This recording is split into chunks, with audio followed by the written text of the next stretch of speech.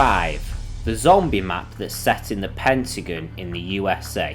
Personally for me, I think this is one of the coolest settings for Call of Duty Zombies, as it's a famous location, it's iconic and everyone knows it, and a lot of people have a dream to actually visit the Pentagon. But Call of Duty Black Ops makes this possible, as you can not only visit it, you can kill zombies there. What more can you ask for, right? Not only is the setting of 5 really cool, it also has, in my opinion, the coolest set of characters we've ever had in Call of Duty Zombies. First of all, we've got John F. Kennedy. I mean, he was the President of the United States. Imagine, you get to kill zombies as a President of the United States at the time. And then you've got Robert McNamara. Again, he is the Defense Secretary for the time. Then you've got Richard Nixon, the previous leader.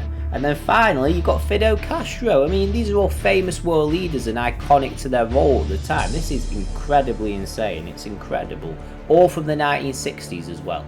So that was the characters and the setting of the map. Now let's talk about the atmosphere and how it compares to other maps. So 5 is a very mixed bag in my opinion. It's sort of in 3 different layers. You start off in the top floor, everything's looking bright and immersive and it looks quite comfortable to be in. But then you go down a level in the elevator and then you enter the war room and things looking a little bit more intense. I mean, it doesn't look too terrible, but it looks a little bit more serious and it looks like something weird is going on. But then you go down to the bottom floor and it looks menacing, it looks terrifying, it takes you to the labs. This is where the Nova Crawler starts to spawn in, there's blood everywhere and it seems like a lot of experiments were going on. It's almost like the map gives you a false sense of security. You feel sort of safe-ish on the first 2 floors, it feels a lot more light-hearted. When you get down into those labs, it feels a lot more intense and it's a lot more gory and horrifying compared to the others. I mean, when you compare this to like maps like, let's say, Kino de Toten, Verrucht, Nacht, etc., they all have a set tone to them. But 5, it sort of has 3 separate tones at once. It's sort of top, middle and then bottom, with the top level being the light-hearted one, the middle floor and the war room, which is sort of in the middle, like you feel like there's something going on but you can't quite work out what it is. Then you go to the bottom, it's dark, mysterious and creepy, and I think they've hit the nail on the head with that one. I don't think people mention this enough, but they did a good job. Now let's move on to the features of 5. First of all of the perks that were in Kino de Toten make a return, all exactly the same, so there's no change there. Pack-a-Punch is back, and of course the mystery box. So your basic features are there, nothing's changed in that regard. However, in terms of new features, there are 2 new features, or 2 new things in this map. The first feature is the Pentagon Thief. Now this is the new boss round for 5. So Kino de Toten and all the other previous maps that did have boss rounds just have the dogs. 6 dogs will spawn in, you get a max ammo. And this time we have the Pentagon round, but the Pentagon Thief round is a little bit different. Normally zombies and dogs, they're trying to attack you. This guy, he doesn't. Instead, he decides to go for your weapon. So if this guy gets close to you, he'll take your weapon off you, and your job is to try and get it back by killing him. Or even better, you can kill him before he takes your weapon and you actually get a bonfire fire sale power up, which is incredibly difficult to do because you need very powerful weaponry to do that. For the most part, it's almost impossible. But this adds an element of challenge to the map, because you could have the best weapons in the map, but then the moment the Pentagon Thief spawns in, he might take your weapon and you might never get it back. So it's almost like a cat and mouse effect. He gets your weapon, then you've got to chase him to get the weapon back. But regardless of if your weapon gets taken out, you still get a max ammo nonetheless, so that's pretty cool. And of course, we have the Winter's Howl. First of all, it's very hard to get this out of the mystery box. When I was playing, I could not get this weapon for the life of me. Eventually I did get it. And was it worth it? Absolutely not. Let's discuss this. So on paper, this weapon sounds pretty cool. It's essentially a wonder weapon that freezes zombies and freezes hordes of them, and you're probably thinking that sounds pretty amazing. It freezes them, stops them moving, and they obviously die, right? No.